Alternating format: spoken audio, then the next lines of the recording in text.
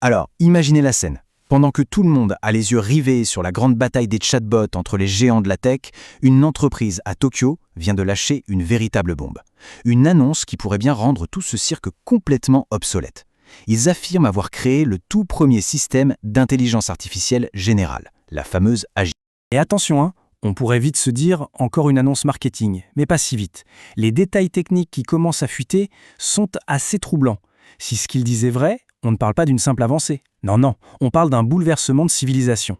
Pour bien comprendre l'échelle de la chose, on parle d'un bond en avant de 18 mois sur le calendrier de tous les experts mondiaux. 18 mois, c'est énorme. C'est pour ça qu'il est crucial de décortiquer ce qui se passe au-delà du buzz habituel. Face à ce qu'on pourrait appeler la fatigue des annonces, vous savez, chaque semaine un nouveau modèle d'IA qui doit révolutionner le monde, l'entreprise Integral AI a joué un coup très malin. Avant même de crier victoire, ils ont défini précisément, noir sur blanc, ce qu'est une AGI pour eux. Pas de blabla, pas de promesses vagues. Et voici leurs règles du jeu. 3 critères, mesurables, vérifiables et franchement ultra ambitieux. Primo, l'apprentissage autonome. La machine doit apprendre toute seule, sans aide. Deuxio, la sécurité. L'apprentissage ne doit pas tout casser. Et tertio, un point absolument fondamental qui change tout, l'efficacité énergétique. Et ce troisième point, c'est celui que tout le monde oublie tout le temps. Aujourd'hui, entraîner un grand modèle d'IA, ça consomme l'énergie d'une petite ville pendant des mois. C'est délirant. Si Integral AI a vraiment craqué ce problème, ce n'est pas juste un progrès technique. C'est une révolution écologique pour l'intelligence artificielle. Bon, on est en droit de se demander, mais qui est derrière tout ça? Qui ose faire des promesses aussi énormes? Eh bien, une grande partie de la crédibilité du projet repose sur les épaules de son fondateur. Il s'appelle Jad Tarifi. Ce nom ne dit peut-être rien au grand public, mais dans le petit monde de l'IA, c'est une pointure. Le type a fondé et dirigé la toute première équipe d'IA générative chez Google, bien avant que ça devienne la mode. Il a bossé sur les fondations de l'architecture Transformer, le moteur de ChatGPT, et pour ne rien gâcher, il a un doctorat sur l'intelligence inspirée du cerveau et un master en informatique quantique. Bref, on n'a pas affaire à un débutant. Et c'est là que l'histoire devient fascinante. En 2021, au top de sa carrière chez Google, Tarifi plaque tout. Mais pas pour un concurrent ou pour lever des milliards, non. Il déménage à Tokyo. La question est, pourquoi? Pourquoi un tel virage? Sa réponse est très révélatrice. Pendant que l'Amérique s'écharpe pour savoir qui est le meilleur chatbot, Tarifi a compris autre chose. Le vrai défi, le gros morceau, c'est de faire sortir l'IA de l'ordinateur pour la mettre dans le monde physique, l'incarner. Et pour ça, l'épicentre mondial, c'est le Japon et sa robotique. Ce choix géographique, ce n'est pas anodin. Il révèle une profonde divergence de philosophie, une approche technique radicalement différente dans la course à l'AGI. En fait, on assiste à la naissance de 2 chemins bien distincts. D'un côté, il y a l'approche de la Silicon Valley, la force brute. Toujours plus de puces graphiques, toujours plus de données. On crée un cerveau dans une boîte, surpuissant mais déconnecté du réel. Et de l'autre, l'approche japonaise qui vise la symbiose. On s'inspire de la biologie, de l'incarnation, pour créer un système organique. Au cœur de cette approche japonaise, il y a une innovation technique, les Foundation World Models. L'idée, c'est de créer une IA qui se construit une simulation interne du monde, un peu comme un enfant qui apprend à se faire une image mentale de son environnement.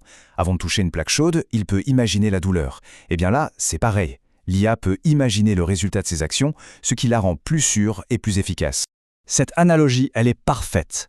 Les grands modèles de langage, les LLM, c'est le moteur, c'est puissant. Mais la véritable innovation ici, c'est le châssis organique, la structure qui permet à l'IA d'avoir une mémoire, une personnalité et d'agir dans le monde réel. Alors, revenons à la question qui tue. Est-ce qu'Integral AI a vraiment atteint l'AGI? Ou est-ce qu'ils ont juste redéfini les règles du jeu pour pouvoir dire qu'ils ont gagné? Et pour être honnête, il y a de très bonnes raisons d'être sceptique. Leurs résultats, ils viennent d'un environnement contrôlé, un bac à sable. La communauté scientifique n'a pas encore pu vérifier tout ça. C'est un peu comme si on décidait qu'un marathon fait 100 mètres et qu'on se déclarait champion olympique. Cela dit, même les plus critiques l'admettent, si leurs affirmations sont vraies, ne serait-ce qu'à 70%, c'est déjà un bond en avant fondamental. Et ce qui est encore plus dingue, c'est que tous les grands labos d'IA semblent arriver aux mêmes conclusions en même temps. L'époque où une seule entreprise avait une avance technologique insurmontable est peut-être révolue. Regardez un peu les prédictions des experts. Sur Metaculus, une plateforme de prévision, on est passé d'une estimation à 50 ans pour l'AGI en 2020 à seulement 5 ans aujourd'hui. Elon Musk table sur 2026. L'ancien patron de Google, Eric Schmidt, entre 3 et 5 ans. Celui d'NVIDIA, Jensen Huang, vise 2029. Le consensus se resserre à une vitesse folle. Il faut garder une chose en tête. L'IA qu'on utilise en ce moment, c'est la version la plus nulle, la plus primitive qu'on connaîtra jamais. À partir de maintenant, chaque nouvelle version sera radicalement plus puissante en suivant une courbe de progression exponentielle. Du coup, la vraie question n'est plus de savoir si l'AGI va arriver. La vraie question, c'est comment est-ce qu'on se prépare à ce qui vient? Concrètement, 3 grands scénarios se dessinent. Le premier, faire partie de ceux qui construisent ces systèmes et qui vont bénéficier d'une productivité et d'un effet de levier jamais vu. Le deuxième, être de ceux qui gèrent ces systèmes, qui les supervisent pour rester compétitifs. Et le troisième, le plus risqué, être en compétition frontale avec l'IA et risquer de perdre du terrain jour après jour. Le changement de mentalité, il est là. Les entreprises qui vont cartonner, ce sont celles qui ne verront plus l'IA comme un simple outil à micromanager, mais comme un membre d'équipe autonome, un agent capable d'agir avec plus ou moins d'indépendance. En fin de compte, la différence entre une IA qui peut écrire des emails et une qui peut apprendre à faire une opération chirurgicale en regardant des vidéos, ce n'est pas une simple évolution. C'est une rupture de civilisation.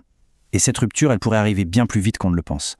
La seule question qui reste, c'est, dans notre futur, l'IA sera-t-elle un simple outil ou un véritable coéquipier ?